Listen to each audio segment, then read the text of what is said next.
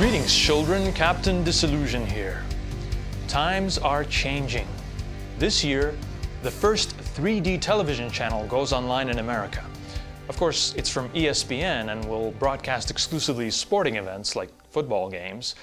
Because if there's one thing you need to see in exquisite detail of all three dimensions, it's a bunch of dudes smashing into each other. But it is a wake-up call. Web video is a competitive field and one has to keep up. I realize that if I'm going to compete with the many professional video bloggers coming at you in trendy jump cuts from their living rooms, I have to do something really special. So, I've gone 3D. And I've mastered state-of-the-art 70s green screen technology, so you don't have to get bored while I talk. But most importantly, I've learned to analyze view statistics so that I can cater my content to the audience and maximize exposure and profitability. So, why don't you take a little break out on the patio, ladies age 18 to 44, because the other 86% of my demographic and I have a few manly topics to discuss, like football. That's right. Now, you've all been requesting this video for a really long time, so let's do it. Psych! To the extreme! Gentlemen, I give you NFL Fantasy Files. This super popular compilation of videos features star football players performing unbelievable stunts in practice in an effort to persuade you to pick them for your fantasy football league. But turns out it's an award-winning viral video campaign for Reebok and NFL.com, designed and produced by a New York City-based creative agency called Blue Room. They used some badass and visible special effects to make celebrity athletes look cooler. The campaign proved so successful, they make a series of Fantasy Files clips every year, but a certain bunch have gone mega viral and withstood the test of time. Now, as good as these professional athletes are, they're not capable of defying probability and the laws of physics. Whoa! But the clever and subtle visual effects used to achieve these daring illusions are fun to decipher. So, let's take a look at some highlights.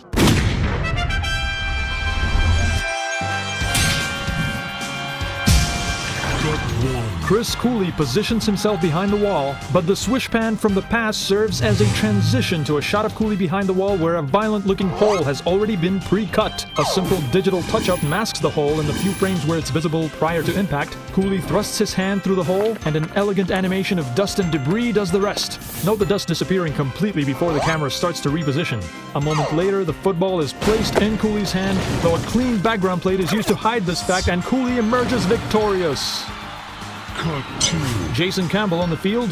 He throws a pass, then another almost 2 seconds later, which miraculously catches up to the first. But in fact, the real footballs land downfield, masked by the match-moved background plate, while two computer-generated footballs bump and fall into the hands of the receivers, who stand motionless to make the animator's job just a little easier.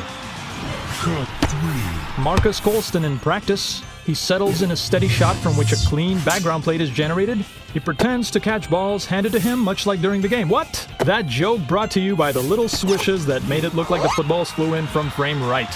Cut 4. Mark Bulger, and here's where things get tricky. He throws a pass right into a swish zoom transition to a separate shot of the bulky gentleman where the yard marker is hit by someone else from a much closer distance. The zoom out retains the guy from the close-up until Colston's body digitally wipes him away, and this amazing play is repeated twice more. Cut 5. Back to basics with Chris Chambers. The fanboys mime throwing passes, letting their footballs drop to the ground behind them as Chambers does the dance, complete with close-range ball-on-ball action. The momentary cover is enough for most of us to forget that the practice footballs at the fanboys' feet are the very same ones they pretended to throw. Cut 6. A truly classic play with Mason Crosby, using a classic digital wire removal technique originally developed by Industrial Light and Magic back in the early 90s. The real balls go one way, the CG balls go another, and so it goes. And finally, Cut 7. Lawrence Maroney passes in front of a real SUV. As he hustles and gets ready, The vehicle is quietly driven just out of range. Maroney launches ahead and does a precise dive and roll onto a mat on the lawn. In this key moment, all activity is paused and the SUV is rolled back into position. The camera captures a full reference shot of the car and then, on command, action is resumed. Later, a compositing geek spends a night intricately marrying the image of the car into the footage of Maroney's jump, complete with shadows, transparency, and a nearly invisible morph transition into the final real shot. Simply amazing. Ladies and gentlemen, this breakdown is brought to you by the great taste of Disillusionables Chunky Matter. What's the matter? It's Disillusionables. You know what? This isn't right. This whole thing just doesn't feel right. I always tell you not to make uninformed assumptions. But in my zeal to be successful, I turn around and do that very thing. I assumed that every single one of you has two properly functioning eyes to enjoy a 3D episode, and that's probably not the case. I assumed that view counts and demographic stats are accurate and reliable, and they're not always. Worst of all, I assumed that simply summing up what average viewers expect and serving it up to you will make you happy.